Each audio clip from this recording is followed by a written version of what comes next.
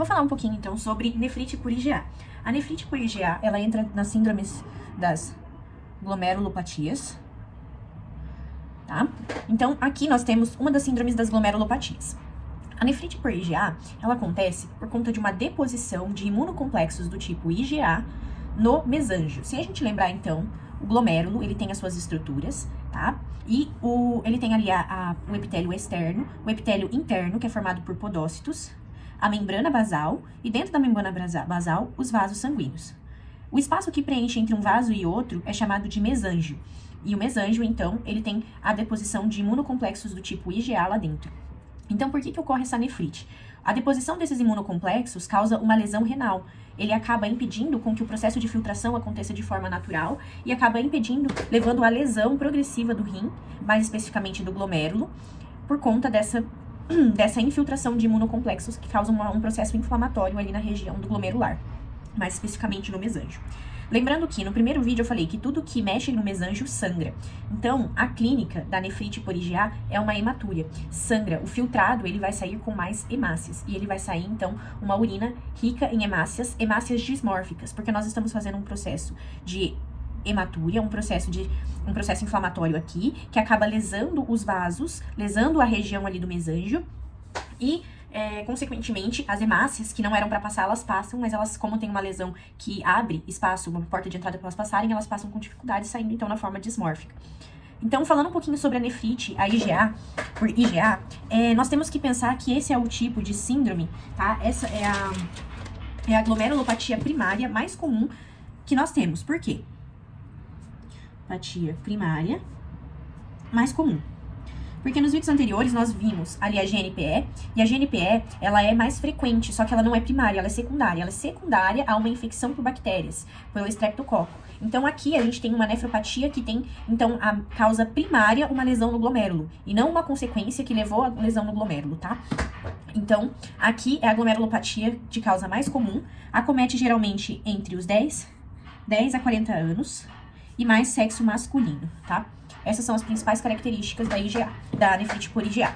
A nefrite por IgA também pode ser chamada de doença de Berger. Doença de Berger, que foi descoberta por Berger, então foi realizada ali uma biópsia.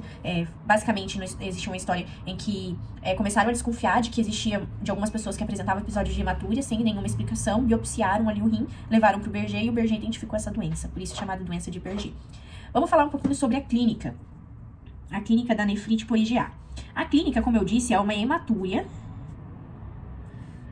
microscópica ou macroscópica, mas é uma hematúria. Então, existe um sangramento, e esse sangramento é uma hematúria uma hematúria dismórfica, tá? Então, nós temos ali hemácias dismórficas.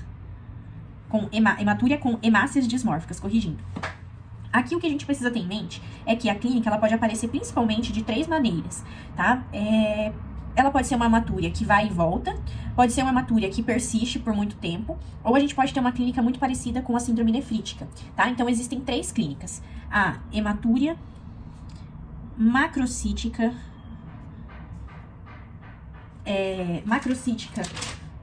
recorrente,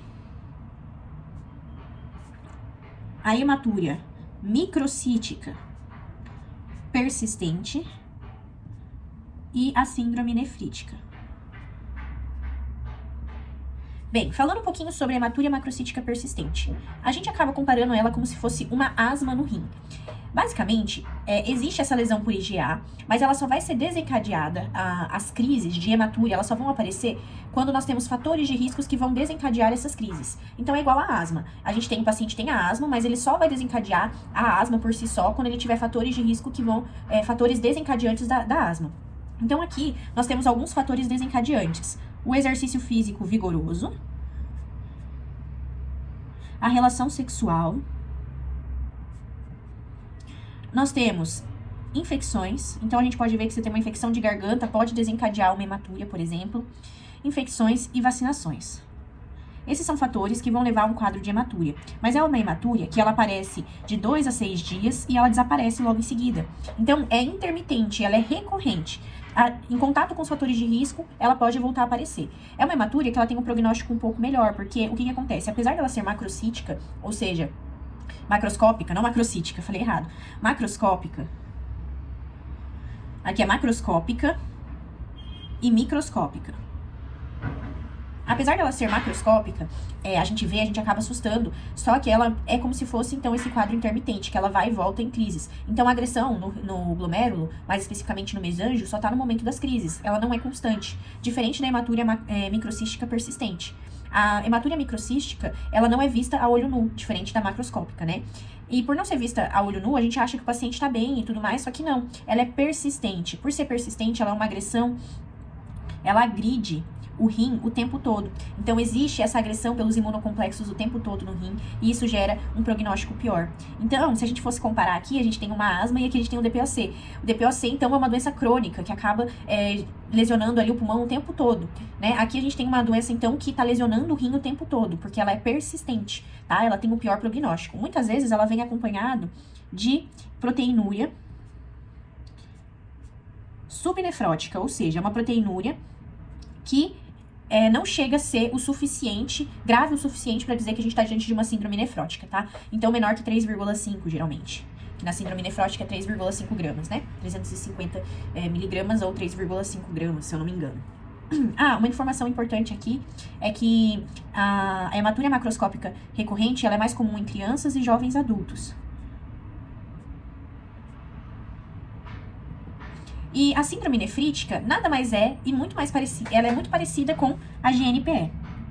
Então, após um quadro infeccioso, o paciente, aqui a palavra não é após. Durante o quadro infeccioso, o paciente apresenta hematúria. É isso que diferencia da GNPE. Na GNPE, você precisa ter o quadro infeccioso, existe um período de latência, né? E aí, esse período de latência faz com que dali 1 a 2 semanas comecem a ter hematúria na síndrome nefrítica por GNPE. Aqui não. Aqui nós temos uma hematúria associada a um quadro de infecção. Então, aqui você não tem o período de incubação. O período de latência não, período de incubação. Falei latência antes, mas é período de incubação. Aqui, o período de incubação não existe. Você vai ter a hematúria junto com a infecção de garganta, mais especificamente. Então, você tem uma infecção de garganta junto com uma hematúria, tá? Aqui, diferente da GNPE, a GNPE a gente via que tinha queda do complemento. Aqui, a gente não tem queda do complemento. E se lembrar, a gente tinha, um dos motivos para fazer biópsia lá na nefrite, na GNPE, na glomerulonefrite pós-estreptocócica, que é a GNPE, era ter uma normocomplementemia. Então, aqui a gente não tem queda do complemento, o complemento é normal. Por que a gente fazia, então, lá? Porque a gente desconfiava que podia ser uma nefrite por IgA, tá? Por isso que a gente fazia ali a biópsia. Então, as principais características aqui é que a hematúria é associada ao mesmo tempo com o quadro de infecção e o complemento, ele é normal, diferente da GNPE, que o complemento é diminuído, tá? A gente pode ter outras formas de apresentação, como síndrome nefrótica, a gente pode ter ali a GNRP, que é a glomerulonefrite rapidamente progressiva, mas as principais são essas três. O que a gente precisa ter em mente agora é o tratamento, o diagnóstico. O diagnóstico, então, a gente precisa avaliar, em geral, a famosa IgA, né? Então, a gente vai ter que avaliar como que tá essa IgA. Então, a gente vai fazer a dosagem sérica da IgA, e a dosagem sérica vai estar aumentada, porque a gente tem IgA aumentado no mesanjo e IgA aumentado no nosso organismo. Para ter aumentado no mesanjo, precisa estar aumentado no organismo. Então, a dosagem sérica de IgA vai estar aumentada. Essa IgA, ela pode se depositar nos vasos cutâneos, nos vasos da pele. Então, a gente pode fazer uma biópsia cutânea, e na biópsia cutânea a gente vai identifica a IgA nos vasos da derme, né, da pele. A gente, além de avaliar a IgA, para a gente poder diferenciar da GNPE, a gente tem que avaliar o complemento. Então, avaliação do sistema complemento, avaliação do complemento, e aqui o complemento ele vai estar normal. E outra informação importante e o principal é hematúria. Hematúria a gente avalia com exame de urina. Então, a urina 1. E muitas vezes, como eu disse, pode ter ali, por causa da lesão do mesanjo, não só passar hemácias dismórficas, como também passar proteínas. Então, a gente pode ter proteinúria. Então, muitas vezes, a gente vai não só pedir urina 1, como proteína de 24 horas da urina, tá? Então, na urina 1, a gente vai ver essa hemácia dismórfica. E na proteína de 24 horas, uma proteinúria subnefrótica. Quando que a gente pede biópsia? A biópsia só vai ser em casos um pouco mais graves, quando a gente vê que esse paciente está evoluindo para um quadro de IRA ou já tem uma insuficiência renal aguda instalada, quando a gente vê um complemento um complemento diminuído, porque isso pode ser uma GNPE, então a gente tem que diferenciar se é nefrite por IgA ou GNPE, ou também quando a gente tem uma proteinúria maior que 500 miligramas por dia. Perdão, aqui não é o complemento diminuído. Aqui a gente vai pedir quando a gente tiver uma síndrome nefrítica que foge do padrão de Berger. Síndrome nefrítica que foge do padrão de Berger. Ok, e aí a gente vai falar um pouquinho agora sobre o tratamento. Como que é feito o tratamento? Se a gente tem ali um processo inflamatório no mesângio por conta da IgA, a gente precisa, então, diminuir a ação dessa IgA. E para diminuir a ação da IgA, a gente tem que imunossuprimir. Então, uma das formas da gente fazer a imunossupressão é com corticoide. Então, a gente pode utilizar corticoides em doses imunossupressoras. Em quais situações? A gente fala em situações onde o paciente ele está com uma proteína maior que 1 grama por dia, quando o paciente tem a hipertensão, quando ele tem a creatinina maior que 1,5, ou quando ele tem alterações que a biópsia sugere um mau prognóstico. Então, quando o paciente ele tá num quadro um pouquinho mais grave, a gente vai imunossuprimir. Mas, em geral, muitas vezes a gente pode só acompanhar esse paciente, porque não existe um tratamento específico, tá? Existe um tratamento pra gente diminuir os sintomas e melhorar os sintomas. Tanto é que a gente pode não só melhorar a hipertensão com o corticoide, como também a gente pode utilizar o IECA e o BRA. O IECA e o BRA, eles agem na arteríola eferente. Se a gente lembrar, lá no glomérulo existe a arteríola eferente e a arteríola aferente. A arteríola eferente, em uma condição normal, muitas vezes, ela faz a vasoconstrição. Devido à ação da angiotensina 2, a angiotensina 2, se a gente lembrar, quando ativada, tá? Ela faz a vasoconstrição. E isso aumenta a taxa de filtração glomerular aqui dentro.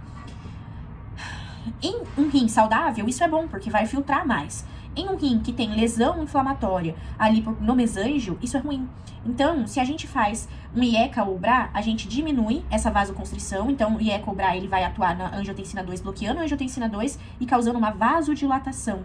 Vai diminuir a taxa de filtração, mas é bom diminuir a taxa de filtração. Então, aqui a gente faz uma vasodilatação, diminui a taxa de filtração, mas isso chega a ser bom, porque aqui agora a gente não tá sobrecarregando esse rim, que antes era sobrecarregado nas situações que estava sobrecarregado, porque ele já tinha uma lesão por IgA, tá?